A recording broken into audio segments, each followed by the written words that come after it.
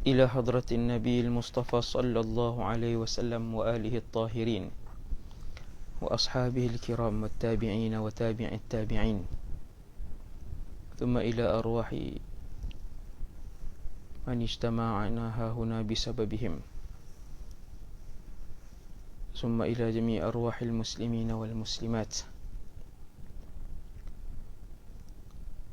الفاتحة. أعوذ بالله من الشيطان الرجيم. بسم الله الرحمن الرحيم. الحمد لله رب العالمين، الرحمن الرحيم، مالك يوم الدين، إياك نعبد وإياك نستعين، اهدنا الصراط المستقيم، صراط الذين أنعمت عليهم غير المغضوب عليهم ولا الضالين، آمين. السلام عليكم ورحمة الله وبركاته. أعوذ بالله من الشيطان الرجيم. بسم الله الرحمن الرحيم. الحمد لله الذي هدانا لهذا وما كنا لنهتدي لولا أن هدانا الله. أشهد أن لا إله إلا الله وحده لا شريك له، وأشهد أن محمدا عبده ورسوله. اللهم صل على محمد وعلى آل محمد كما صليت على إبراهيم وعلى آل إبراهيم، وبارك على محمد وعلى آل محمد كما باركت على إبراهيم وعلى آل إبراهيم في العالمين إنك حميد مجيد.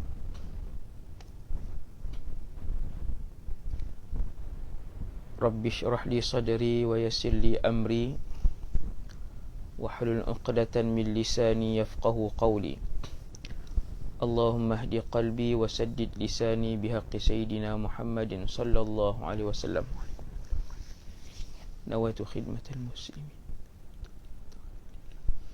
Pertama sekali, radina billahi rabba, kami semua redha Allah Tuhan kami.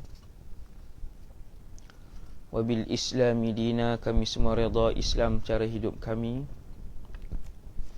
Wabi Muhammadin Rasulah, dan kami redha bahawa Muhammad sallallahu alaihi wasallam seorang nabi dan rasul. Subhanallah wa bihamdihi adada khalqih wa ridha nafsihi wa zinata arshihi wa midada kalimatih. Radina billahi rabba wabil islami dina wabi Muhammadin Rasulah. Bismillahilladzi la yadurru ma'asmihi syai'un fil ard wala fis sama' wa huwas sami'ul alim. Bismillahilladzi la yadurru ma'asmihi syai'un fil ard wala fis sama' wa huwas sami'ul alim. Bismillahilladzi la yadurru ma'asmihi syai'un fil ard wala fis sama' wa huwas sami'ul alim. Amma ba'd. Kita menggunakan sebuah buku yang tajuknya Hadis 40 tentang amalan yang mudah namun pahalanya melimpah ruah. Tajuk dia panjang begitu. Tajuk buku ni Hadis 40 tentang amalan yang mudah namun pahalanya melimpah ruah. Kita sampai alhamdulillah dengan izin Allah pada hadis yang ke-33. Pagi ni saya akan baca dua hadis, 33 dan 34, insya-Allah. Tuan-tuan boleh buka muka surat 132 bagi yang ada kitab. Yang tak ada boleh dengar lah. Sama-sama kita niat hadir majlis ilmu untuk Allah keluarkan kita daripada kegelapan dan kesesatan kepada cahaya dan kebenaran, iaitulah ilmu yang bermanfaat, insya-Allah. Allahumma inna nas'aluka ilman nafi'an, wahai Allah kami mohon kepadamu ilmu yang bermanfaat. Wa rizqan tayyiba, wahai Allah kami mohon kepadamu rezeki yang baik, yang halal. Wa amalan mutaqabbala, dan kami mohon kepadamu wahai Allah terimalah semua amalan dan kebaikan yang pernah kami lakukan dalam kehidupan kami. Amin. Amin, amin. Hadis 33, tajuknya zikir penutup majlis. Apa maksud zikir penutup majlis? Iaitu, bermula daripada hari ini, tiap-tiap kali tuan-tuan berjumpa dengan orang lain ataupun bercakap dengan orang lain, sama ada seorang ataupun 10,000 orang, maka sebelum bersurai sebutlah Subhanakallahumma bihamdik Ashhadu an la ilaha illa ant Astaghfiruka wa atubu ilaik. Itu adalah sunnah Rasulullah sallallahu alaihi wasallam. Jadi tuan-tuan pakat beramal dengan hadis ni, sebab dia ada kelebihan dia, kenapa dilakukan oleh Rasulullah sallallahu alaihi wasallam. Tuan-tuan cakap telefon pun, kalau cakap telefon pun dia dua, sama ada baca kafaratul majlis. Zikir ini dipanggil sebagai kafaratul majlis, zikir yang nak menghapuskan semua dosa yang berlaku di dalam majlis itu, kecuali dosa besar yang berkaitan dengan manusia lah. Yang tu zikir tu ini tidak menghapuskan dosa besar yang berlaku di antara kita dengan manusia lain. Kita mengumpat orang lain, menipu orang lain, menaburkan tuduhan, melemparkan tuduhan ke orang, kan. Tiap-tiap kali tuan-tuan jumpa siapa pun lepas ni, sembang dengan mak kita ke, sembang dengan ahli keluarga kita ke, seorang ke, 10,000 orang ke, sebelum bersurai, Subhanakallahumma bihamdik Ashhadu an la ilaha illa ant Astaghfiruka wa atubu ilaik. Tuan-tuan, jadi zikir ini dipanggil sebagai, tuan-tuan selalu dengar ustaz-ustaz sebut apa? Kafaratul majlis. Kita akhiri majlis kita dengan bacaan kafaratul majlis.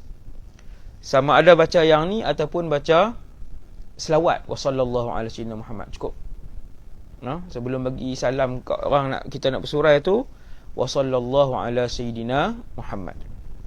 Salah satu, kalau terbaiknya dua-dua sekali. Zikir ini disebut oleh penterjemah Syekh Harun Nizam bin Mat Husain hafizahullah sebagai zikir penutup majlis. Kita baca hadis, tuan-tuan boleh tengok, yang ada buku boleh tengok, yang tak ada kita dengar apa yang Nabi sebut sallallahu alaihi wasallam. Bismillahirrahmanirrahim.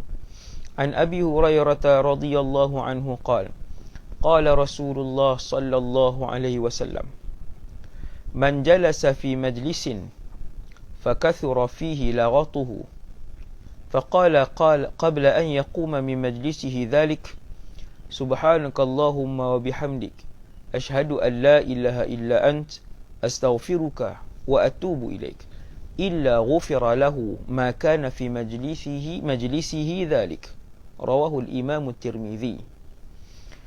Terjemahan hadis daripada Abu Hurairah, manusia yang paling banyak meriwayatkan hadis daripada Rasulullah SAW di atas muka bumi Allah ni, radhiyallahu anhu, bahwasanya Rasulullah SAW telah bersabda, barang siapa yang telah duduk di dalam satu majlis, maka banyaklah bunyi suara bising dan kesalahan serta dosa kadangkala di dalam majlis tersebut. Lantas orang itu berkata sebelum dia bangun meninggalkan majlis itu, Subhanakallahumma bihamdik Ashhadu an la ilaha illa ant Astaghfiruka wa atubu ilaik. Apa maksud dia? Kita tonton tengok. Maha suci engkau wahai Allah, dan dalam keadaan saya memujimu dengan pujian untukmu. Aku bersaksi tiada Tuhan melainkan Allah, dan aku mohon ampun serta bertaubat kepadamu. Fadilat dia, kata Rasulullah sallallahu alaihi wasallam, melainkan nescaya telah diampunkan baginya apa sahaja dosanya yang ada dalam majlis itu. Tuan-tuan, kita dalam majlis ni, kadang kita sesiapa yang banyak percakapannya, maka banyaklah salahnya. Ini tengok, ini kalam para ulama, ini bukan hadis. Sesiapa yang banyak cakapnya, maka banyaklah salahnya. Sesiapa yang banyak salahnya, maka banyaklah dosanya. Sesiapa yang banyak dosanya, kalau tak diampunkan, nerakalah tempatnya. Betul tak tuan-tuan perkataan tu? Sangat betul. Maka orang yang rajin bersembang, hati-hati dengan mulut dan lidah yang diberikan oleh Allah. Yang banyak cakap. Sebab tu orang soleh tuan-tuan, lagi soleh dan lagi alim orang itu, lagi bertambah kuranglah percakapan dia. Ini kaedah. Ini bukan hadis, ini kaedah. Semakin alim dan semakin soleh orang itu, maka semakin kuranglah perkataan yang keluar daripada mulut dia. Hak menyembang ni, perkataan menyembang ni. Mengajak tu tak apalah kan, mengajak ni hak menyembang. Tuan-tuan tengok ada orang suka menyembang. Hari ni ada istilah membawang. Istilah membawang. Membawang. Tak ada apa kadang dia boleh telefon orang untuk sembang. Kadang tak ada apa-apa pun, saja telefon orang untuk sembang. Hasbunallah wa ni'mal wakil. Hasbunallah wa ni'mal wakil. Tuan-tuan, sebab tu dia ada ilmu yang ulama ajar, ilmu untuk diam, ilmu diam. Masya Allah. No? Ilmu untuk diam. Bukan sombong. Jangan diam sampai orang kata sombong je. Bertegur orang, bertegur siapa, bagi salam, bertegur siapa, tanya khabar orang lain, terutamanya ahli keluarga. Yang tu benda biasa, basic lah tu untuk PR kan, kalau kita jumpa orang dan sebagainya. Ni yang saya maksudkan ni, hak sembang kosong ni. Petang dia tengok ada lagi, lah ni maghrib lambat, dia tengok ada lagi sejam ni, sejam setengah lagi ni. Nyembang. Orang-orang yang kaki sembang, suka sembang, ketahuilah, sesiapa yang banyak sembangnya, maka banyak salahnya. Mesti. Sesiapa yang banyak salahnya, banyak dosanya. Dan sesiapa yang banyak dosanya, sekiranya tidak diampunkan oleh Allah, nerakalah tempatnya. Nabi ajak satu cara, tiap-tiap kali berjumpa dengan orang, bersembang, walaupun seorang, 4 orang, 10,000 orang, orang tu kita kenal ataupun tak kenal, sebelum nak berpisah, subhanakallahumma bihamdik, asyhadu an la ilaha illa anta, astaghfiruka wa atubu ilaik. Kita pun pisah, kita assalamualaikum, jumpa pula. Cukup. Tuan-tuan, tuan-tuan biasa-biasakan buat, insya-Allah. Kita duduk dengan siapa pun kita akan subhanakallahumma bihamdik. Dengan siapa saja Allah akan menggerakkan mulut kita untuk sebut. Kita jadi tak malu lah. Kita jadi tak segan. Allah akan menggerakkan mulut kita. Allah akan menggerakkan mulut kita. Jalla jalaluh. Allah akan mengingatkan kita, insya-Allah. Okey, itu hadis yang kita dapat. Alhamdulillah, puji Allah, dapat ilmu, minta dengan Allah, ya Allah jadikan ilmu ni yang bermanfaat, wahai Allah, supaya aku boleh beramal. Sebab apa nak beramal? Supaya Allah suka, Allah sayang kita, Allah redha kita. Dua tu je. Dua itu saja sebab kenapa kita nak. Tuan-tuan boleh tengok terusnya hadis yang ke-34. Bismillahirrahmanirrahim. Kelebihan memuji Allah selepas makan dan minum. Hak ni best tuan-tuan. Nikmatnya bila beramal. Kelebihan memuji Allah selepas makan dan minum. Saya yakin baca tajuk tu saja semua orang faham apa maksud hadis ni. Tapi tak ramai orang yang boleh sebut alhamdulillah selepas dia makan ataupun selepas dia minum. An Anas bin Malik qala qala Rasulullah sallallahu alaihi wasallam, inna Allah la yarda 'anil 'abdi an ya'kula al-aklata fayahmadahu 'alayha aw yashraba ash-sharbata fayahmadahu 'alayha. Rawahu Muslim. Tuan-tuan dengar hadis ni elok-elok. Tuan-tuan bayangkan perkataan ini daripada Rasulullah sallallahu alaihi wasallam. Tuan-tuan bayangkan ia daripada mulut Nabi sallallahu alaihi wasallam, dan tiap-tiap sesuatu yang datang daripada mulut Rasulullah kesemuanya adalah wahyu. Ini kaedah, ini kaedah. Semua yang keluar daripada mulut Rasulullah ia adalah wahyu berdasarkan apa yang Allah sebut, wa ma yantiqu 'anil hawa in huwa illa wahyun yuha. Tidaklah Nabi itu bercakap berdasarkan hawa nafsunya, melainkan ia adalah wahyu yang diwahyukan kepada Rasulullah. Jom kita dengar apa wahyu yang Allah Ta'ala sampaikan kepada Nabi SAW, untuk kita lebih kuat rasa seronok, semangat nak amal ni, sebab dia wahyu daripada Nabi. Tengok apa makna tadi. Kita dah baca dah hadis yang barakah tadi, riwayat Imam Muslim. Kesemua amalan-amalan dalam kitab ni adalah amalan-amalan yang ambil masa 5 saat, 10 saat. Amalan yang pagi ni, yang ke-34 ini tuan-tuan, adalah amalan yang paling ringkas daripada keseluruhan 40 amalan. Dia ambil masa 1 saat sahaja, iaitu tiap-tiap kali satu orang tu makan, dia sebutlah Alhamdulillah. Tiap-tiap teguk, tuan-tuan, tiap-tiap teguk dia minum, dia sebut Alhamdulillah. Tiap-tiap suapan dia disebut Alhamdulillah. Tuan-tuan jumpa saya tengok kan, dia makan tak sebut apa pun. Tuan-tuan sekalian, siapa yang biasa sebut Alhamdulillah, tiap-tiap kali dia suap, hati dia akan sebut Alhamdulillah. InsyaAllah, InsyaAllah, no? Hati dia akan sebut Alhamdulillah. Bila dia suap makanan, kalau dia suap minuman, satu tegukan, satu suapan, dia akan sebut Alhamdulillah. Hati dia secara automatik, sebab dia dah biasa. Semoga saya dan kita semua mendapat nikmat ni. Yang ni, nikmat ni saya tak tahulah nak cerita nikmat. Tengok apa Nabi sebut. Daripada Sayyiduna Anas ibn Malik, beliau telah berkata radhiyallahu anhu, Rasulullah sallallahu alaihi wasallam telah bersabda, sesungguhnya Allah betul-betul redha dengan satu orang hamba. Hamba ni kita lah tuan-tuan. Hamba ni kita, hamba Allah, saya dan kita semua. Allah benar-benar redha. Tuan-tuan tengok kenapa Syekh Harun Nizam terjemah benar-benar redha. Sebab ada dua taukid. Ada inna dengan lam taukid. Nah?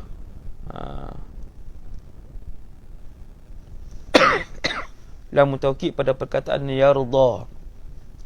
Yarda fi'il mudhari' marfu'. No? Jadi ada dua taukid, dua penguat kata, penguat ayat yang Nabi letakkan di dalam hadis ini. Sebab tu bila terjemah, sesungguhnya Allah benar-benar redha. Allah syukur redha. Satu orang hamba Allah yang bila makan, tiap-tiap kali dia suap, dia puji Allah. Apa puji Allah? Alhamdulillah. Simple ya. Alhamdulillah. Berapa saat? 1. Sebab tu bagi saya, amalan pagi ni adalah amalan yang paling baik. Bukan paling baik macam mana? Paling mudah lah. Amalan yang paling mudah di antara 40. Di antara 40 amalan yang ada dalam kitab ni, hak ni yang paling mudah sekali. Allah suka sangat. Sebab tu tuan-tuan, semua amalan-amalan yang kita sebut ni, bukan kita nak tengok fadilat dia sangat pun. Tetapi, pasal apa kita nak buat ni? Sebab amalan ni Nabi beritahu Allah suka. Yang tu je. Sebab amalan ni Allah suka, sebab itu saya nak beramal dengan amalan ni. Sesungguhnya kata Rasulullah, Allah benar-benar redha, Allah betul-betul suka. Satu orang bila dia makan, dia sebut Alhamdulillah sebanyak apa yang dia suap dalam mulut dia. Kalau 18 kali suap, 18 kali dia sebut Alhamdulillah. Tuan-tuan yang dirahmati Allah, kita akan mula benda ni kan, kita akan mula dengan macam paksaan dulu. Macam paksaan. Orang nak sebut poyo ke, orang nak sebut bajet ke, orang nak sebut apa,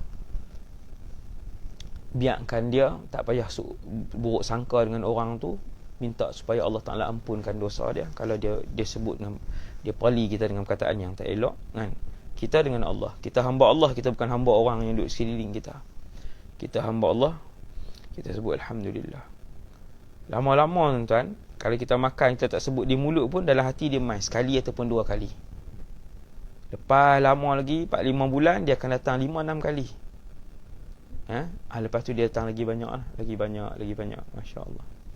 Kita sambung, Nabi kata, atau Allah sangat redha, Allah benar-benar redha kalau orang tu minum sebanyak mana dia minum, dia suap teguk tadi ni, kemudian dia puji Allah.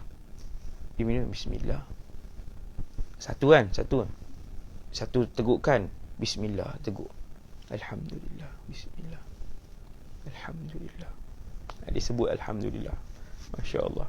Ni semua ni rahsia-rahsia dunia ni sebelum kita pergi ke akhirat. Ini kesemua rahsia-rahsia yang Nabi tinggalkan di tempat ujian ini. Satu, alam ujian dan alam untuk mengejar redha dan pahala. Alam untuk mengejar redha dan pahala. Tuan-tuan yang dirahmati Allah sekalian, kalau sehari kita makan 3 kali, satu pinggan kita makan 20 suapan, maka 20 kali kita puji Allah, Alhamdulillah. No? Maka sehari 60 kali kita puji Allah melalui makanan kita. Saya nak peringat tuan-tuan, saya pernah jumpa ramai orang, ada orang Allah tarik nikmat dekat dia, dia tak boleh nak makan banyak lah. Dia tak boleh nak makan banyak. Tuan-tuan tahu pasal apa? Pasal perut dia dah ditebuk di tepi ni. Dia dah ditebuk di tepi ni, dia bawa plastik sepanjang hidup dia. Dia bawa plastik sepanjang hidup dia. Apa yang dia makan tak ada nak proses apa dah, sebab usus besar dia telah pun dibuang. Yang ni selalunya tidak mempunyai jangka hidup yang panjang.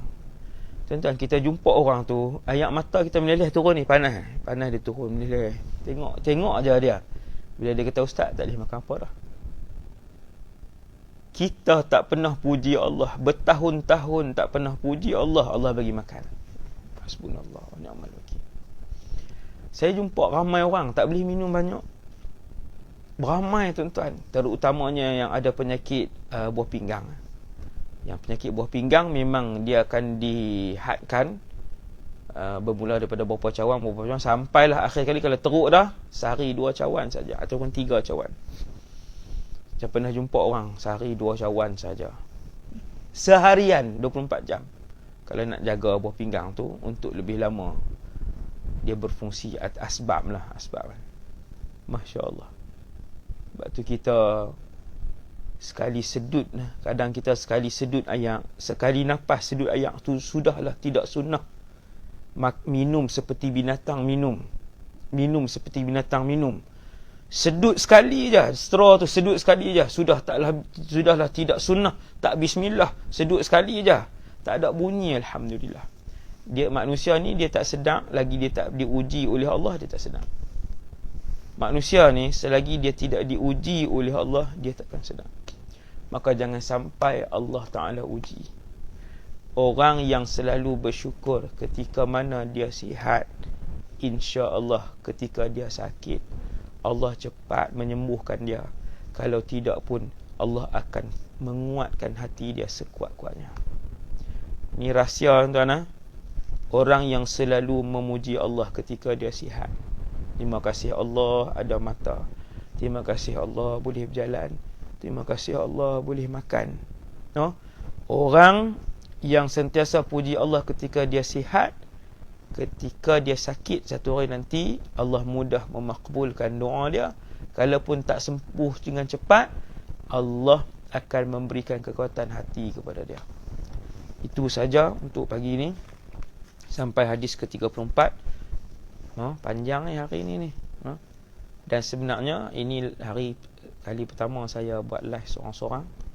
Tapi saya tidak berseorangan. Ada hampir 4,000 orang. Hampir 4,000 orang bersama dengan saya. Semoga majlis ilmu ni barakah. Kita semua diampunkan oleh Allah. Siapa yang meninggal hari ini, semoga dia meninggal dalam keadaan husnul khatimah. Diampunkan oleh Allah. Duduk di dalam taman syurga, di alam barzakh insya-Allah. Wa sallallahu ala sayidina Muhammad wa ala alihi wasallam. Subhanakallahumma bihamdik, asyhadu an la ilaha illa anta, astaghfiruka wa atubu ilaik. Assalamualaikum warahmatullahi wabarakatuh. Terima kasih kepada yang menyumbang, yang menyumbang star-star tu, semua tu untuk kuliah-kuliah ni tuan-tuan, bukan untuk kita gunakan untuk keperluan peribadi, Dan saya tak minta, saya tak minta, cuma kalau hak tuan-tuan sumbang tu semua ni untuk urusan kuliah ni insya-Allah.